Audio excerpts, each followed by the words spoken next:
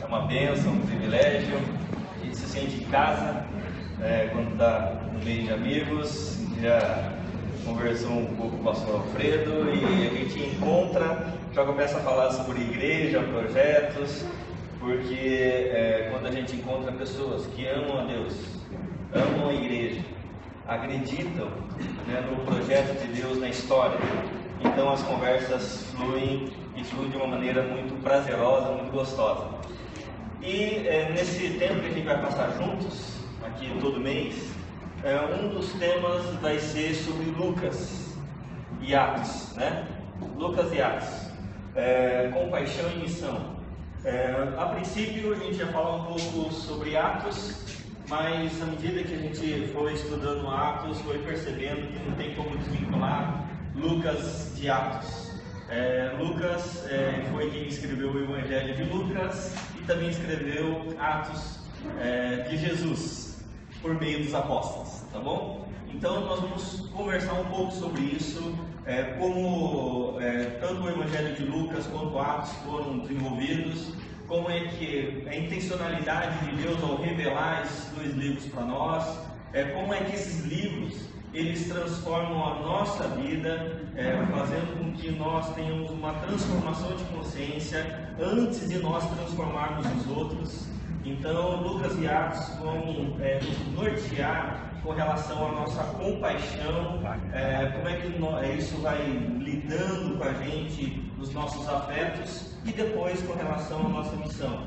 Espero em Deus poder colaborar com a igreja, poder colaborar com os irmãos, poder colaborar com aquilo que Deus intencionalmente faz nessa igreja, na vida de cada um, e que o nome do Senhor seja glorificado. Um texto vai nortear todo o nosso estudo. Lucas capítulo 4, versos 18 a 21.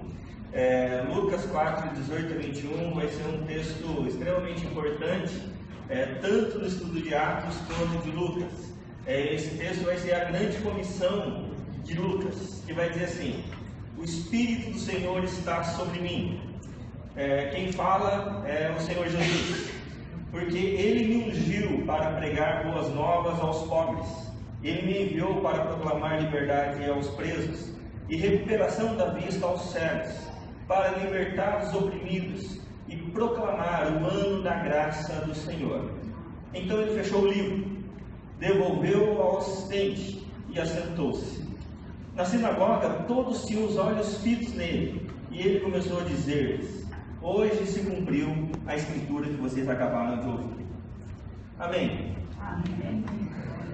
Esse texto vai nortear Atos e vai nortear Lucas, porque quando a gente olha para esse texto, Jesus, depois de ler esse texto com referência a Isaías 61, ele fala: agora está se cumprindo isso aqui, porque Lucas ele vai fazer o link com o Antigo Testamento e vai mostrar que o Senhor Jesus é o cumprimento de todas as promessas do Antigo Testamento, e agora vem o Senhor Jesus e vai cumprir todas essas promessas. É por isso que a genealogia em Lucas vai ser no capítulo 3º. A genealogia em Mateus vai começar no capítulo 1º. Então, se você olhar aí em Lucas capítulo 3º, vai ter a genealogia de Jesus. E no capítulo 4, então, vai ter essa chamada à missão de Deus na história. Antes disso, eu quero fazer um link e situar Lucas e Atos dentro de toda a revelação bíblica. Quando nós falamos aqui na outra oportunidade na pós-graduação, nós mostramos um pouco como é que a Bíblia está dividida. Quem está na pós-graduação aqui? Estava na aula? 3 pessoas. 4. Então tá bom. Então a maioria não está. Então a Bíblia tem duas divisões principais. A primeira é a criação. São os 2 primeiros capítulos da Bíblia, tá certo? É a criação perfeita. É um momento da história onde tudo era praticamente perfeito, onde não havia pecado, onde a queda não estava presente, onde não havia desconexão, mas tudo estava conectado ao Criador. Então, Gênesis 1 e 2, ali vai ter uma palavra que vai nortear, que vai ser o Shalom, ou a paz de Deus. Né? Quando Deus termina de criar todas as coisas, olha para tudo e diz: e eis que tudo é muito bom. Quando ele fala tudo muito bom, o termo é Shalom, ou tudo está em perfeita harmonia, tudo ocorre do jeito que deveria ser. Mas chega no capítulo 3, acontece um problema, acontece a queda. E quando vem a queda, abre-se então a segunda parte da Escritura Sagrada. Qual que é a segunda parte? A redenção. A redenção vai ser a segunda parte da Escritura Sagrada. E tanto o Antigo Testamento quanto o Novo Testamento, eles vão contar a história da redenção. O Antigo Testamento com base na promessa de Gênesis 3,15. E qual é a promessa de Gênesis 3,15? Que o filho da mulher pisará na cabeça da serpente. Quem que é o filho da mulher? Jesus, como promessa. Então todo o Antigo Testamento vai girar em torno desse texto de Gênesis 3,15. Todo o Antigo Testamento. Se você olhar, todo o Antigo Testamento, ele vai fazer referência a esse filho da mulher. Já no Novo Testamento, nós olhamos para trás. Enquanto os irmãos do Antigo Testamento olhavam para frente, o Messias como promessa, nós olhamos para Cristo como cumprimento. É por isso que Hebreus 12 vai dizer assim: portanto, desembaracemo-nos de todo o peso e do pecado que tenazmente nos assedia, e corramos com perseverança a carreira que nos está proposta, olhando firmemente para o autor e o consumador da nossa fé, Jesus. Ok? Então, o Antigo e o Novo Testamento, eles vão contar uma mesma história. Que história? A história da redenção. Tá certo? A história da redenção. E Apocalipse 21 e 22 vai contar a consumação de todas as coisas. E quando a gente olha para a Escritura Sagrada, a gente percebe que há 4 capítulos da Bíblia que não tem pecado. Gênesis 1 e 2 e Apocalipse 21 e 22. E o que há em Gênesis 1 e 2? Um jardim. O que há em Apocalipse 21 e 22? Vocês sabem? A nova terra, uma nova cidade em jardim. Em Gênesis 1 e 2 há uma árvore da vida. Aonde reaparece essa árvore da vida que Deus não permite que Adão comesse depois da queda? Em Apocalipse 21 e 22. Então, Gênesis 1 e 2 e Apocalipse 21 e 22, eles são complementares. Há diversos fatores que mostram que eles são complementares. A presença da árvore da vida, a presença dos rios que estavam no Éden, vão estar também aqui em Apocalipse 21 e 22.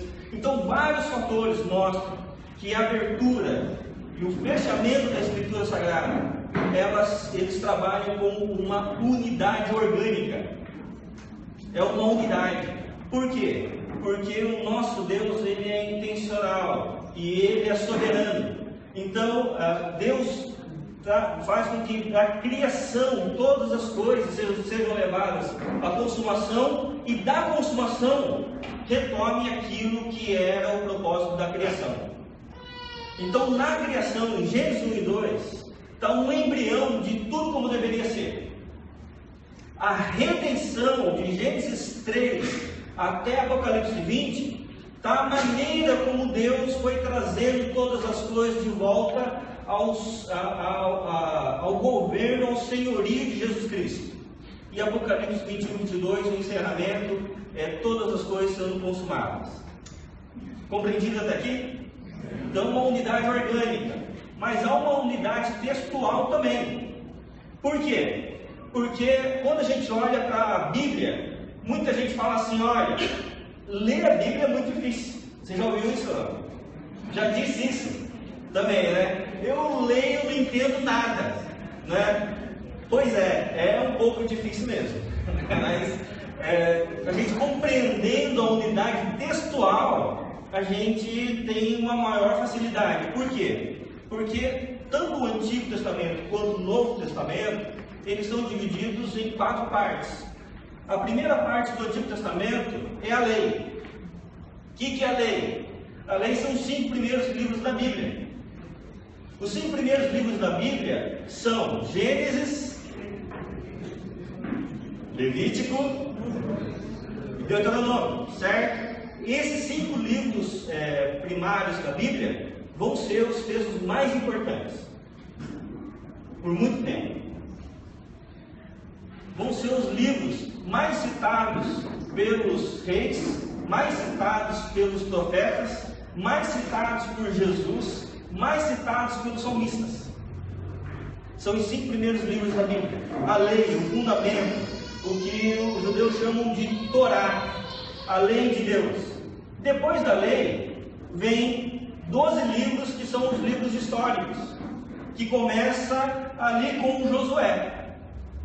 Josué e Juízes, eu vou dar uma pincelada daqui a pouco, vão ser 2 livros muito importantes. Mas vão ser 12 livros históricos que vão nortear a maneira que o povo tentou viver a lei. A lei era como eles deveriam viver. E os livros históricos foi a tentativa do povo viver a lei. Vocês acham que eles conseguiram ou não conseguiram? Não conseguiram, né? Então são 12 livros. Depois vem os livros poéticos. Os livros poéticos começam ali com Jó, Salmos, Provérbios, Eclesiastes e Cantares. São os poéticos e mais os livros de sabedoria. Ok? A maneira como o povo desenvolveu o seu relacionamento com Deus. A maneira como eles desenvolveram a sua espiritualidade com Deus. E depois vem os livros proféticos. Os livros proféticos são 5 livros dos profetas maiores: Isaías, Jeremias, Lamentações, Ezequiel e Daniel, não é isso? E 12 livros dos profetas menores. Se você observar, são 5 livros da lei, mais quantos dos históricos? São 5 livros poéticos, certo? E depois 5 livros dos proféticos, mais 12. É 5 mais 12, 5 e 5 mais 12. Correto? Sim ou não? Sim. 5 da lei, 12 históricos. Dá 17. É um grupo. Poético, 5. Um outro grupo. E os proféticos, 5 livros mais 12. É um outro grupo. Certo? É 17, 5 e 17.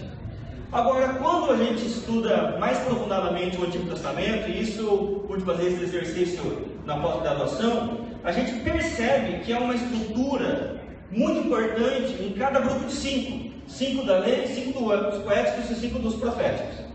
Qual estrutura é essa? É uma estrutura chamada de quiasmo, uma estrutura em molduras.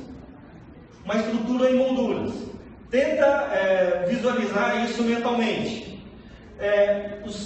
Os livros da lei são 5: Gênesis, Êxodo, Levítico, Números e Deuteronômio. Os de fora, Gênesis e Deuteronômio, são molduras e vindo para o centro. Gênesis e Deuteronômio estão falando do mesmo tema. Que tema? A terra que Deus deu para a gente viver feliz. Gênesis, a criação de Deus, correto? Para a gente viver feliz. E Deuteronômio são as últimas pregações de Moisés antes do povo entrar na terra prometida para eles viverem felizes. Correto?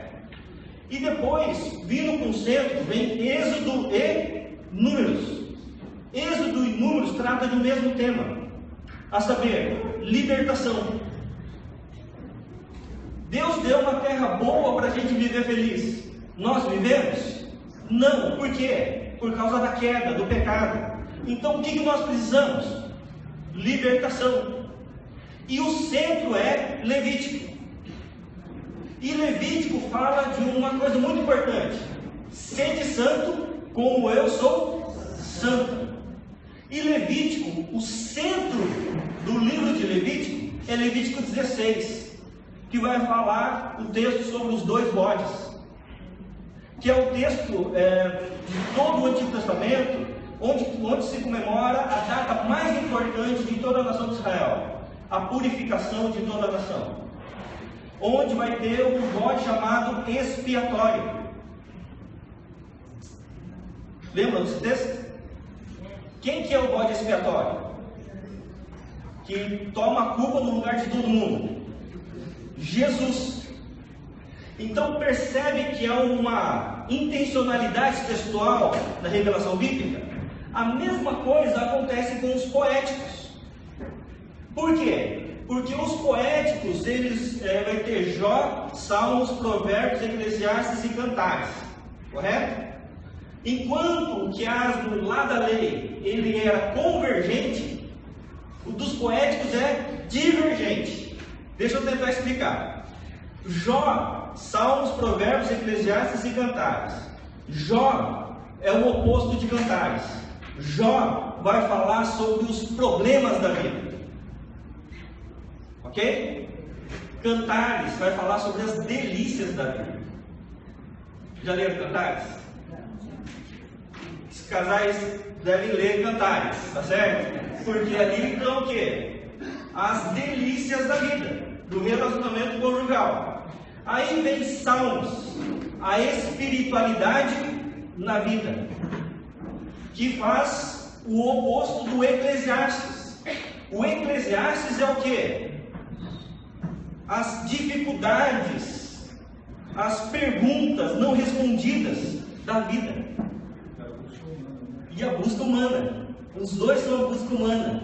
E aquela, assim, não entendo nada.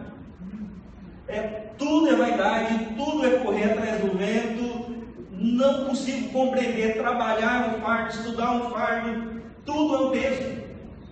Debaixo do sol, tudo é vaidade. E aí o Eclesiastes vai nos ensinar que a vida só vale a pena quando a gente olha para cima do sol. Debaixo do sol tudo é vaidade. Então onde está o sentido da vida? Quando ele termina dizendo assim nos últimos 2 versos: de tudo que se tem ouvido, a suma é: guarde os mandamentos e tema a Deus. E o centro é o que? Provérbios, a sabedoria para a vida. Percebe a unidade textual?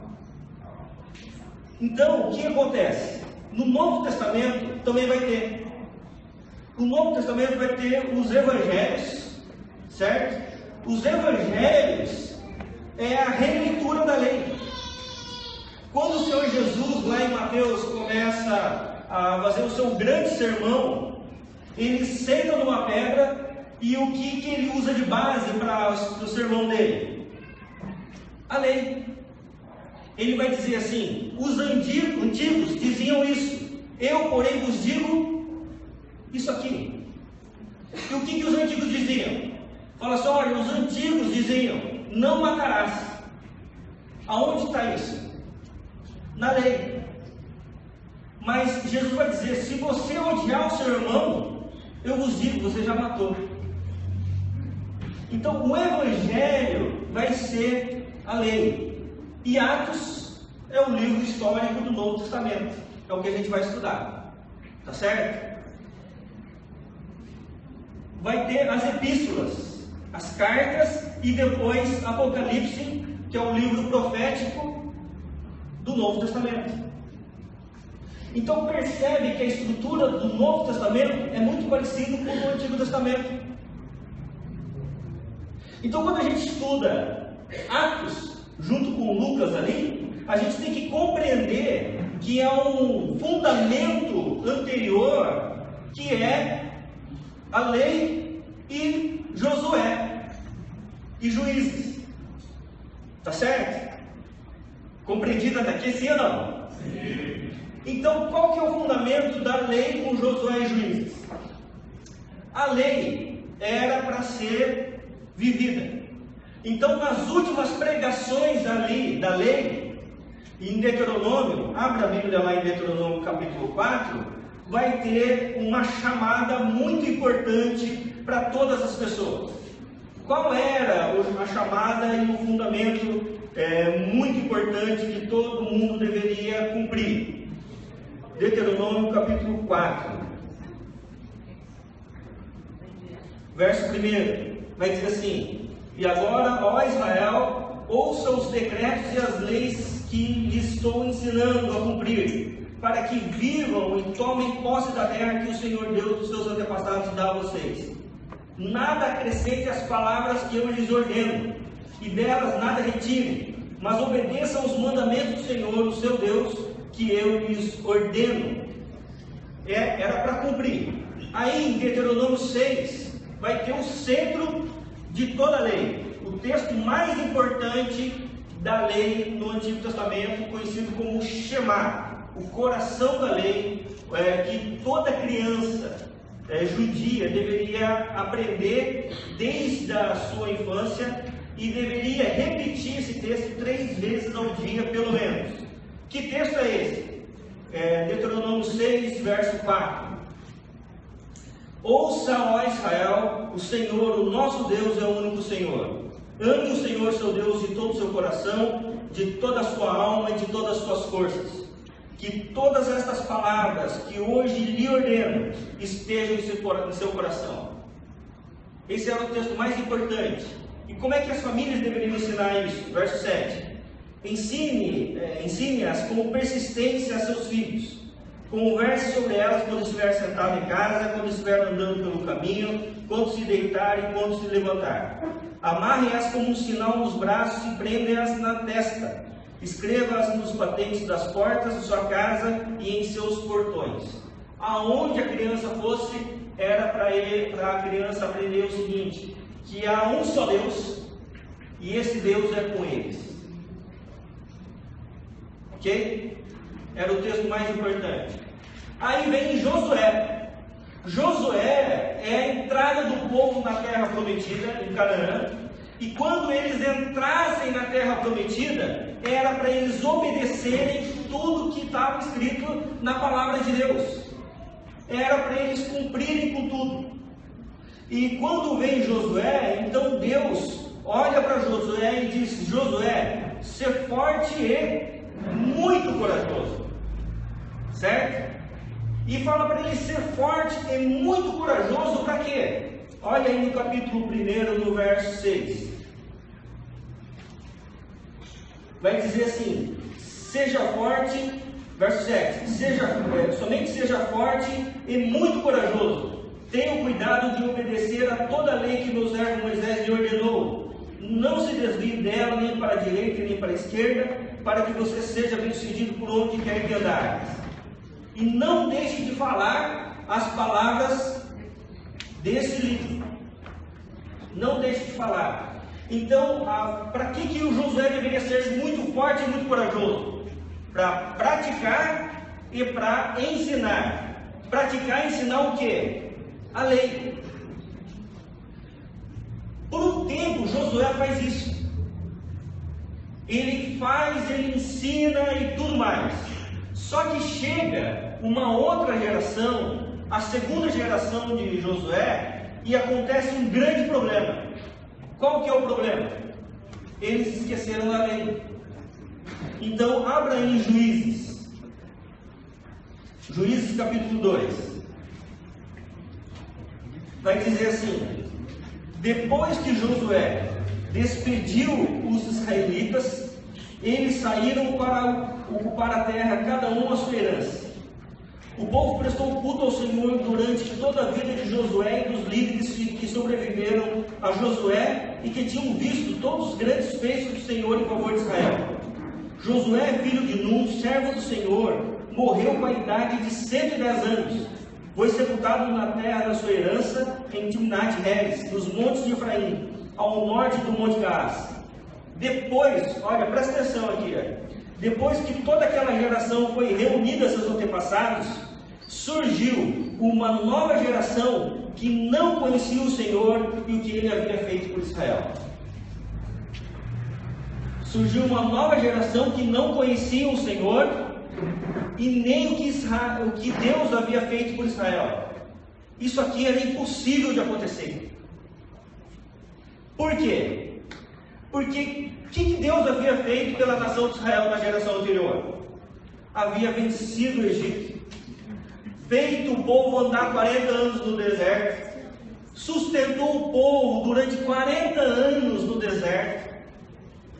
Todos os dias vinha uma nuvem para protegê-los do sol, vinha uma coluna de fogo para protegê-los da noite, caía comida do céu, vinha água da terra para sustentá-los. As roupas não se desgastaram por 40 anos. Quando vinham inimigos, eles, camponeses, que nunca tinham pego em armas de guerra, venciam os inimigos. Quando eles entraram em Canaã, se repetiu o mar se abrindo no Rio Jordão, como havia acontecido lá no Mar Vermelho. Eles entraram, tomaram a terra. E como que essa geração nunca tinha ouvido falar de Deus? Sabe por quê? Porque é mais ou menos assim. Você tem filho? Como é que chama? O Estevão. Então, eu vou ensinar minha filha a caminhar na presença de Deus, ou alguém vai ensinar o filho. Há duas possibilidades da gente ensinar. A primeira possibilidade é a possibilidade comum, natural, que todo mundo faz. É mais ou menos assim.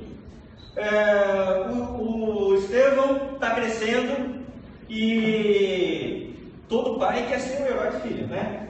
Não é assim? E aí olha para o filho e diz assim: olha, filho, pai bom sou eu. Olha, você está vendo aqui essa terra aqui? Quando a gente chegou, só tinha cananeu. Sabe o que a gente fez? Mandou todo mundo embora, tomamos a terra e construímos tudo isso aqui que você está vendo. Olha, foi duro, hein, filho? Foi duro porque só gente muito forte persiste aqui. Só gente com muita garra vence aqui. E quer saber mais? A gente venceu todo esse povo depois de ter vencido o deserto. O gigante do deserto não foi capaz com a gente. E aí o pai começa a falar para o filho, ensinar o filho a partir daquilo que ele é. Você já viu isso acontecendo ou não? Falou assim: filho, você que está numa boa, eu tive que estudar em escola pública, trabalhava na feira, e aí, olha, eu tive que ralar, eu sempre reclamando de andar de ônibus, eu andava a pé nesse solão aqui de Araçatuba. Já ouviu isso não? E aí o filho olha para o pai e diz: uau, meu pai é o cara. E aí, qual que é o risco desse ensino? É que o filho não conhece a Deus. Conhece quem? O pai. Essa geração não conhecia Deus. Quem que eles conheciam? Josué. Quando Josué morreu, o que aconteceu com essa geração? Se perderam. Fizeram o que era mal perante o Senhor. Porque eles não conheciam a Deus e nem a sua lei. Conheciam o Pai. Quando toda aquela geração foi embora, os filhos ficaram perdidos. É o que vai continuar dizendo aqui. Olha o que diz o verso de número 11. Então os israelitas fizeram que o Senhor reprova e prestaram culto aos Baalins, abandonaram o Senhor, o Deus dos seus antepassados, que os havia tirado do Egito, e seguiram e adoraram vários deuses dos povos ao seu redor, provocando a ira do Senhor. Abandonaram o Senhor e prestaram culto a Baal e a Astarote. A ira do Senhor se acendeu contra Israel, e eles o entregou nas mãos dos invasores que o saquearam. Qual que é a outra possibilidade da gente ensinar os filhos? A outra possibilidade é da gente não ser o herói dos filhos. É a gente ser o quê? professor dos nossos filhos. Para que os nossos filhos aprendam que há um herói. Quem? O Senhor Jesus Cristo. Então, quando você vai sentar para tomar uma refeição, você olha, e ao invés de você dizer, olha, está vendo essa picanha que está aqui na nossa frente? Olha, a gente pode comer, que essa semana eu trabalhei, e todo mundo merece esbanjar hoje, e todo mundo vai sair do regime porque a gente merece, e vamos comer porque eu trabalhei muita semana, então a gente merece comer. A gente merece a viagem que a gente vai fazer. Ao invés de fazer isso, o que é bom a gente celebrar em família, mas antes de fazer isso a gente deve dizer: Senhor, muito obrigado, porque o Senhor deu saúde. O Senhor nos deu o privilégio de ter o que comer. O Senhor nos deu o privilégio de ter com quem repartir. O Senhor nos deu o privilégio de poder nos alimentar e ter prazer na alimentação. Deus, tudo vem do Senhor e a Ti a tudo agradecemos. Amém. Aí, celebra a Bíblia. Mas os filhos vão crescendo com a consciência de que tudo vem de Deus. Aprendem a gratidão. Sabe qual que é uma das crises hoje? Uma das crises hoje é que os filhos acham que desejo é direito. Porque eles desejam, eles têm o direito de ter. E porque eles têm o direito de ter, os pais têm o dever de dar. Já viu isso não? Ou é só lá em São Paulo? Então o filho fala assim, eu quero. Mas eu não posso, mas não interessa, eu quero. Eu desejo. E o desejo virou direito. Quando o desejo vira direito, o dar virou obrigação. E quando isso é obrigação, não existe gratidão, porque é dever. Então a gente, nessa geração aqui de Josué, criou uma geração de pessoas que queriam muitas coisas, mas não conseguiam ser gratos. E por que não conseguiam ser gratos? Porque a referência deles era o próprio desejo, o direito de ter. Então eles queriam as coisas, e para conseguir as coisas, eles inclusive prestavam culto aos deuses que davam as coisas para eles quando eles queriam. Eles faziam oferendas para Baal e Astarote, porque esses deuses davam tudo aquilo que eles queriam. Ainda bem que é certo, né? Isso não acontece mais hoje. Então, quando a gente olha para a Bíblia, a gente percebe que a lei e os históricos, ele vai ter uma dinâmica. A dinâmica de que a lei foi a tentativa de falar assim, olha, nós devemos viver desse jeito. E os livros históricos nos mostram que não deu certo, porque eles não viveram como deveriam viver. Eles andaram por caminhos errados, ou por obstinação, ou por não educação, porque eles não educaram os filhos nos caminhos do Senhor. E a gente vai perceber que os evangelhos e Atos têm uma mudança, e que faz toda a diferença na minha e na sua vida. Ainda há uma dinâmica aqui entre Mateus a Lucas, que são considerados os evangelhos sinóticos, ou os evangelhos parecidos. Mateus, ele vai tratar o ministério de Jesus de forma mais profética. Jesus, ele vai falar somente para judeus, e Jesus vai combater a religiosidade. Então todo o evangelho de Mateus vai ter essa dinâmica de luta entre Jesus estabelecendo o novo e os judeus mantendo o velho. Então a religiosidade. Então Jesus aqui em Mateus vai ter a ênfase na questão profética, Marcos na questão real e Lucas na questão sacerdotal, que a gente vai ver com mais profundidade.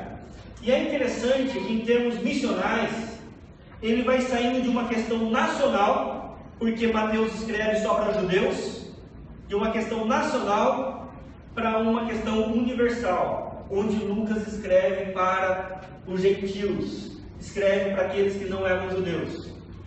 Lucas está escrevendo para um homem chamado Teófilo, né, que na tradução é amigo de Deus. Então a gente não sabe se esse Teófilo era uma pessoa real ou se era um nome que fosse para todas as pessoas. Tá certo? Agora, uma compreensão importante quando a gente começa a trabalhar é que lei